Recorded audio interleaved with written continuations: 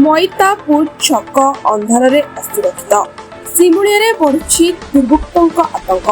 ବାଲେଶ୍ୱର ଜିଲ୍ଲା ସିମୁଳିଆ ଥାନା ଅଞ୍ଚଳରେ ଦିନକୁ ଦିନ ବଢୁଥିବା ଅପରାଧ ଘଟଣାକୁ ନେଇ ସାଧାରଣ ଲୋକଙ୍କ ମନରେ ଭୟର ପରିବେଶ ସୃଷ୍ଟି ହୋଇଛି।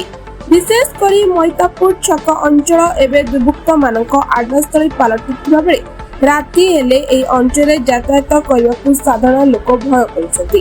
ସ୍ଥାନୀୟ ଲୋକଙ୍କ କହିବା ଅନୁସାରେ କେବେ ମର୍ଡର, କେବେ ଡକାୟତ ତ ଆଉ କେବେ ଭୁଜାଲି ଦେଖାଇ ଲୁଟ୍ ଭଳି ଘଟଣା ଏବେ ସାଧାରଣ କଥା ହୋଇପଡ଼ିଛି।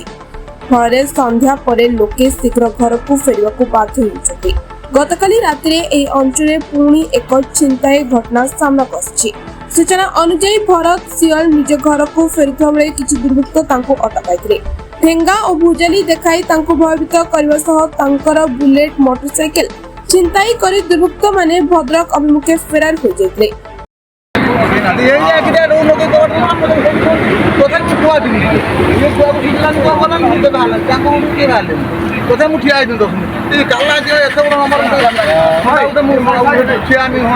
ବୁଲେଟା ଛଡେଇ ନେଇ ପଳେଇଲା।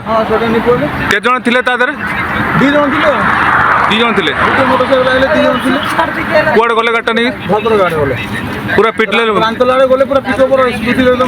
ମୁଣ୍ଡଟା ପିଟି ଦେଲେ।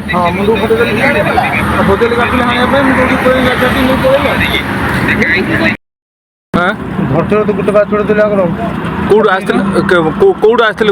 ଧାସି ପୁରା ଆଇଲେ ପୁରା ଧାସି ଆଇଲେ କିଏ ଆଉଚି ଆଇଲେ ଆଗର ବ୍ରେକ୍ ଲଗେଇଦେଲେ ଆଗରୁ ଉଠି ପାର ବଜେଇଲେ ଗାଡିଟା ନେଇ ପଳେଇଲେ। ଗାଡି ଛାଡୁନି ଆଉ ସେ ଭୁଜାଲି ଖଣ୍ଡା କଲେ କେତେ ଜଣ ଲୋକ ଥିଲେ? 2 ଜଣ। ସେ ଚରମପାଡ଼ ରାନ୍ତେଲ ଆଇଲେ। ତମେ କୋଉଠୁ ଆସିଥିଲ? ମୁଁ ଏଇ ରିପୋର୍ଟ ସୂତ୍ରଧର ନ୍ୟୁଜ।